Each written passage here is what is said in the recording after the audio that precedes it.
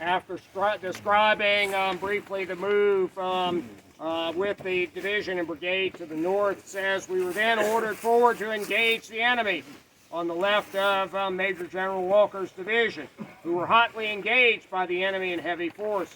When we moved forward at a double quick, a distance of about a mile over a very broken and brushy ground to the immediate front of the enemy, when we were halted for a few moments in order to correct our alignment. This correction being made, my command moved upon the enemy, who was posted upon an eminence protected by heavy timber and undergrowth, with 2 batteries of artillery stationed in commanding position to enable him to give us a warm reception. And he's describing now confronting Gross's brigade, which does indeed have 2 batteries, one of 6 guns and one of 4 guns. And yes, you can see the ground, it's going to start to rise up there.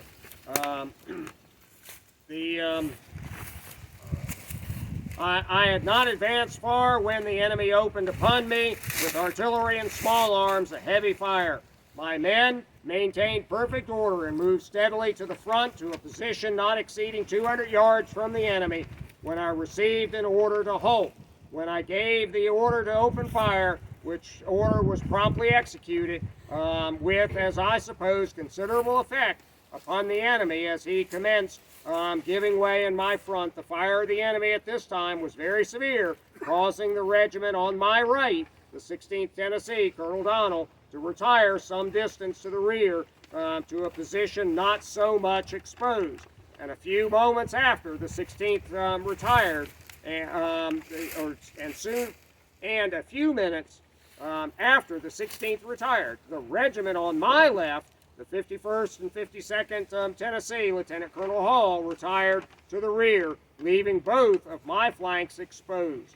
I immediately dispatched some 3 different officers to see Brigadier General Wright for orders, but they did not succeed in seeing him. Having no orders and believing it my duty to hold my position if possible until order to the contrary, I maintained and held my position, though subjected to a murderous fire of small arms and artillery, my men standing firmly to their post, keeping up a continuous fire upon the enemy, though with considerable loss in my regiment. I then dispatched an officer to my left to ascertain if there were any forces on my left. He returned and reported that there was no support on the left at all, but that the enemy was there in heavy force.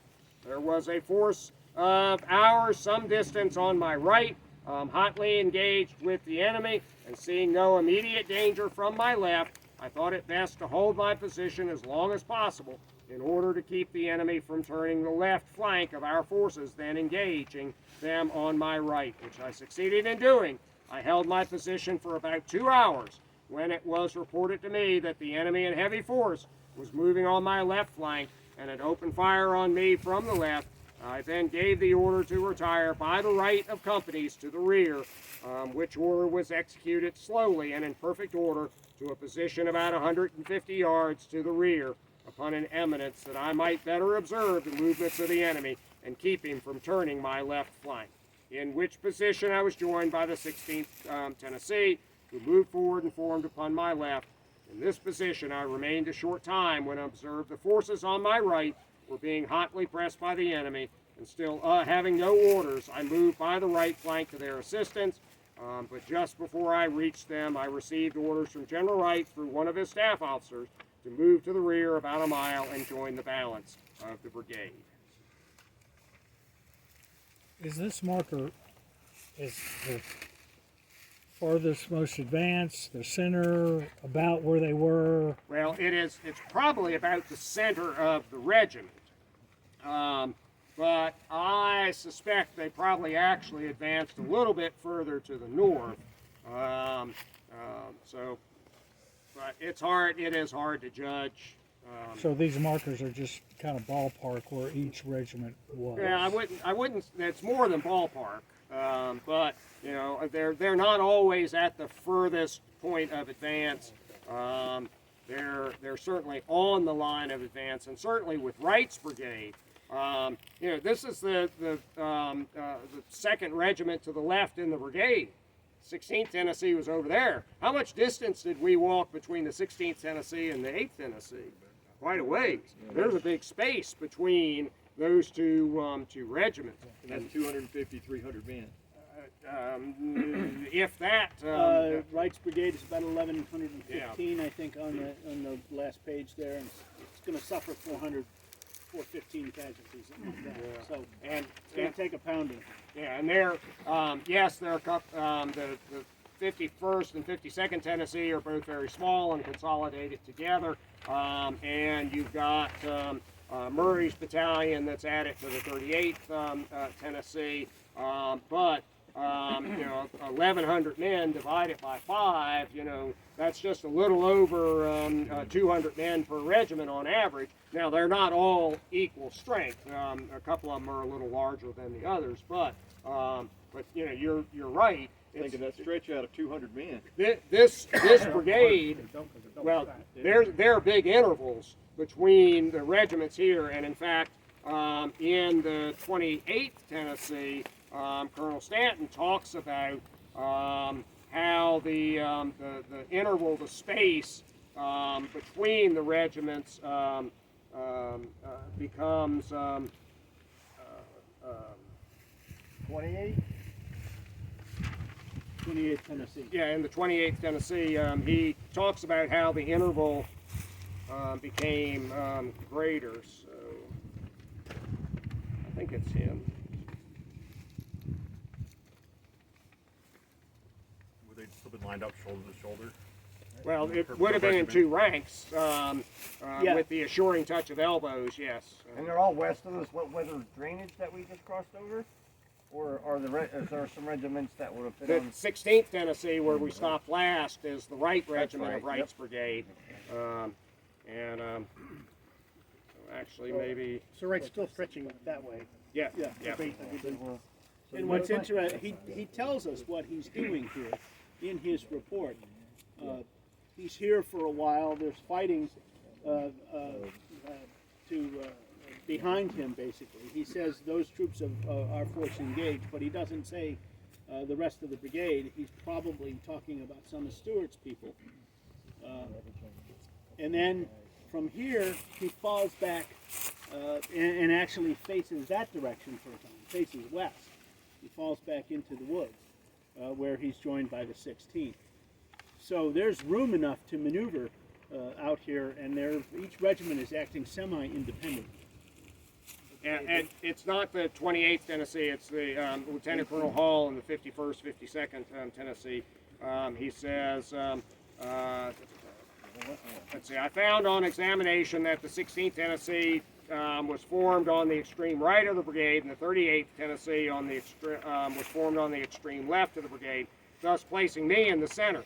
The lines being dressed and the order to load being complied with, the brigade was ordered forward to engage the enemy, and approaching the enemy's line of battle, I was in doubt whether the battalion of direction was on my right or left, or him. This embarrassed me somewhat in my movements, and when the brigade went into action, I discovered that in executing an oblique movement to the left, I had gone too far in that direction. That my left was much nearer Colonel Stanton's right, the 28th Tennessee's right, than my right was to Colonel Anderson's left, the 8th Tennessee. So how much space was there between these regiments when they began their advance and then as they advanced? And it's enough that he could oblique to the left and not immediately know that he was getting too close to the regiment on his left and too far away from the regiment on the right, that there was enough room in the woods for him to move a little bit before discovering that. So He in effect tells us that he put a hole in right center. right, yeah. So you don't think they might have shook out just a little bit? In this wheel, yeah, in this wheel they're spreading. Wheels are hard to do. Spreading, right? They're spreading out, as Dave noted. Wheels, if in this case it's a right wheel, and the tendency with a wheel, and where's Band Director Carter back here, he can attest to this as well. In a right wheel, the tendency is to splay out to the left some.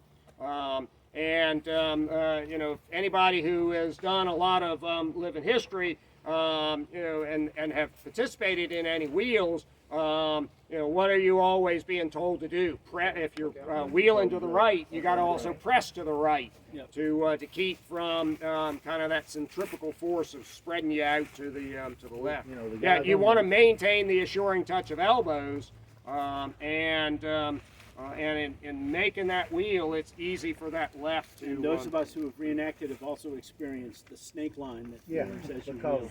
the guys that are having to get on the left end of that line are having to run like turkeys.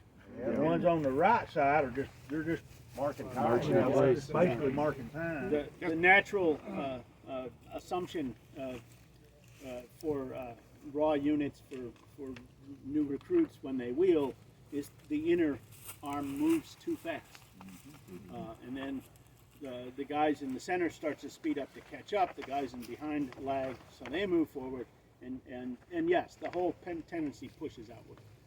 Also, when to talk to that reassuring touch of elbows and the close battle line, when the 16th over there talks about how some of his men fall back to form cover behind trees, they're also going to spread out when that happens. They're going to lose the shoulder-to-shoulder formation. And so I suspect for most of this fight, especially after it becomes static and these men start to seek cover, then they're going to be spread more. There's going to be more distance than the standard 100 men per, or a little over 3 men per yard of distance. And so, which is also going to be part of the problem when these regimental commanders try and organize their men to go into the attack. They have to go round them all up and get them out from behind the nice comforting tree and to go forward. You had a question? I was going to say that's a problem that persists to the modern day.